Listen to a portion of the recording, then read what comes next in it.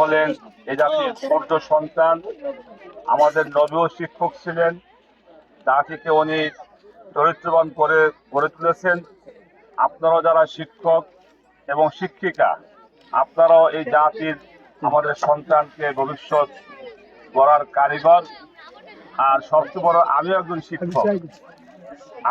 শিক্ষক। আমি ঢাকায় 2টা বড় মাদ্রাসার প্রিন্সিপাল, কওমি মাদ্রাসার প্রিন্সিপাল, মাস্টার্স পর্যন্ত। আমি নিজেও প্রতিদিন ক্লাস নেই, বুখারী শরীফ ক্লাস নেই। তা আজকে যে বিষয়টা বলতে চাই, যে বর্তমান সরকার অথবা যারা সরকারের ছিল এতদিন, বেশিরভাগ লোক হইল ব্যবসায়ী, দুর্নীতিবাজ এবং যারা ভোট জোয়া। যারা আসলে শিক্ষাবিদ, যারা সরকারের ক্ষমতায় কম লোক। যার কারণে আজকে আমাদের শিক্ষকদেরকে মূল্যায়ন করা হয় না। গত এই 1-2 মাস আগে শহীদ মিনারে এই আমার শিক্ষক বৃন্দরা যেভাবে সামান্য একটু দাবি দেওয়ার জন্য আন্দোলন সংগ্রাম করে দিনের পর দিন রাস্তায় শুয়েছিলেন, আমরা ওই সময় এনসিপি সহ জামাত ইসলাম সহ আমরা সকলে আমরা গিয়েছিলাম। আমরা আপনার দাবির প্রতি একাত্ম জানিয়েছিলাম। তা আমরা 10 দলীয় জোট, জামাত ইসলামী, এনসিপি, আমার দল হল বাংলাদেশ খেলাফত মজলিস সহ 10 আমরা জোট।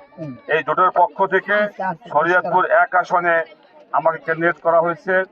আমি জাজিরার সন্তান, পালং জাজিরার সন্তান। আমি দূর থেকে আসি নাই।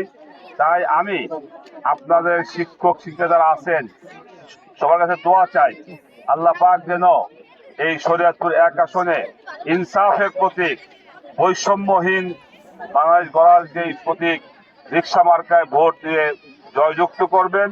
এবং আপনাদের বন্ধু বান্ধব, আপনাদের ছাত্র ছাত্রীদের অভিভাবকদেরকে আপনারা একটু বলবেন। আমি সবাইকে এই দোয়া এবং ধন্যবাদ জানিয়ে আমার বক্তব্য শেষ করছি। দেশের মুসলমান যেরকম অধিকার নিয়ে বাঁচে, আপনারা অধিকার নিয়ে বাঁচবেন।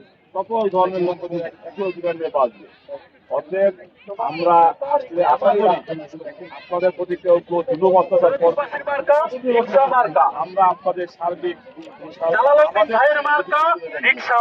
আপনারা আপনাদের বন্ধুর মাঝে দাওয়াটা পৌঁছে দেবেন ইনশাআল্লাহ।